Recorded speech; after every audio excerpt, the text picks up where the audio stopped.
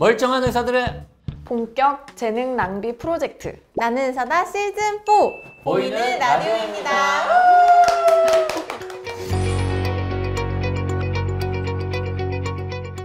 최근에 먹는 치료제가 하나 더 네네. 허가됐잖아요. 라게브리오캡슐, 네네. 뭐죠? 몰루피라비르.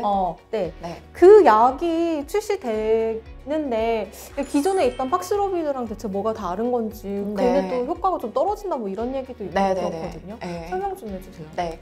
둘 다 경구 치료제라는 측면에서 이제 재택 치료 하시는 분들의 이제 경증이나 무증상 환자에서 고위험군에서 이제 중증으로 가는 걸 낮출 수 있을 거라고 기대되는 약인데요. 이제 말씀드리면 이제 기존의 팍스로비드는 단백분해 효소 억제제라는 약입니다. 코로나 초기에 썼던 칼리트라랑 기전이 좀 비슷한 약이고요. 그러니까 쉽게 얘기하면 이제 바이러스가 큰 덩어리가 있는데 이제 그거를 작은 덩어리로 만들어서 이제 걔네들이 대사를 할 때 도움을 주는 그런 약을 이제 못 만들게 하는 그런 약이라고 생각하시면 되고요. 이제 렘데시비르 같은 경우는 바이러스 중간에 그 약이 끼어 들어가면 이제 복제를 멈춰가지고 그 약이 이제 그 바이러스가 더 이상 복제되는 것을 못해서 이제 그 약의 효과를 발휘를 했다면 이 몰루피라비르 같은 경우는 그 바이러스 복제 중간에 들어가가지고 그런 중간중간에 포인트 뮤테이션이라고 하죠. 중간중간에 돌연변이를 일으켜서 그 바이러스를 이제 바보 바이러스를 만들어서 그 바이러스가 복제를 못해서 사멸시키는 그런 효과를 하고 있는데요. 이제 이게 임상시험에서 처음에 이제 중간 보고에서는 그런 입원이라든지 사망률을 50% 낮춘다고 해서 좀 기대를 했었는데 실제로 이제 3상의 총 결과를 보니까 30%만 낮춘다고 해서 굉장히 사람들이 실망을 하고 팍스로비드는 이제 거의 막 87, 89% 정도 그 입원이라든지 중증도를 낮출 수 있다고 해서 이제 그 약을 더 선호를 하기 시작을 했는데요.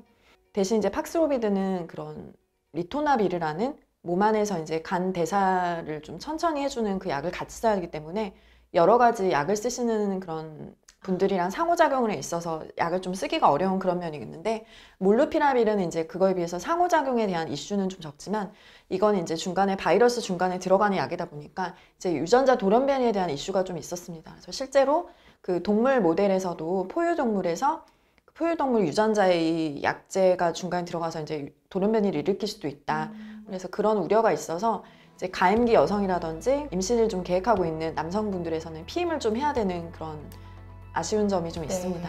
하지만 지금 이제 확진자가 워낙 많이 나오고 있는 상황이고 이제 어떤 것이든 고위험군 환자가 이제 중증으로 진행을 해서 사망하는 것을 막기 위한 어느 초이스로도 약을 쓰는 것이 필요하고 그리고 30% 낮춘다고 하지만 100명이 입원할 것을 70명만 입원하게 된다고 하더라도 30명을 어떻게 보면 살릴 수 있고 병상을 확보하는 측면에서도 30명의 병상을 세이브하는 게 이제 매일매일 기간이 가면서 굉장히 큰 의미가 될 수 있기 때문에 의료계의 그런 여러 부족한 자원을 세이브하는 측면에서도 굉장히 의미가 있을 거로 생각되고 그리고 제가 이제 저는 몰루피라비르에 대해서 그렇게 좀 부정적으로 생각하지 않는 거는 제가 이제 그 얼마 전에 정재훈 교수님과 같이 이제 그 경구 치료제에 대해서 그 비용 효과 분석을 해서 이제 공동 일저자로 같이 역학지에 논문을 얼마 전에 냈는데요. 팍스로비드도 몰루피라비르도 입원한 환자에서 사망하는 것은 거의 85% 이상 둘 다 낮춰주더라고요. 그래서 몰루피라비르가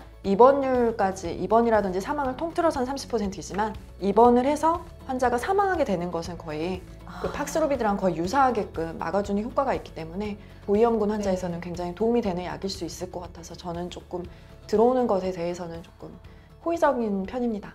또 어떤 분은 그런 얘기를 하시더라고요. 차라리 렘데시비르를 더 많이 확보를 해라.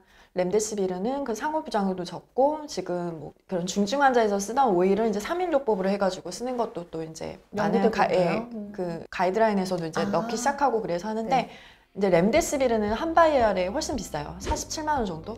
그런데 보통은 이제 한 코스 5일 쓰면 6바이얼 쓰게 되고 중증 환자에서는 한 명당 거의 277만 원 정도 쓰고 이제 그거를 3일 쓰는 용법으로 한다고 하더라도 거의 한 180 얼마가 들기 때문에 입원 환자에 있어서는 사실 이제 중환으로 가게 되면 워낙 비용이 많이 드니까 그 의미가 이제 277만 원이 그렇게 크게 느껴지지 않을 수도 있지만 개개인적으로 비교를 했을 때 렘데시비르를 이제 경증 환자에서 주사 투여를 했을 때는 3일 요법만 하더라도 거의 200만 원 가까이 들고 나머지 이제 팍스로비드라든지 몰루피라비르는 60몇만 원, 뭐 80몇만 원 이런 정도가 있기 때문에 가격적인 측면에서도 조금 더 경쟁력이 있을 거라고 생각을 하고 제가 코로나 외래 그 경증 환자를 보고 있는데 그 환경에서 주사까지 이렇게 맞추기는 정말 쉽지가 아. 않더라고요.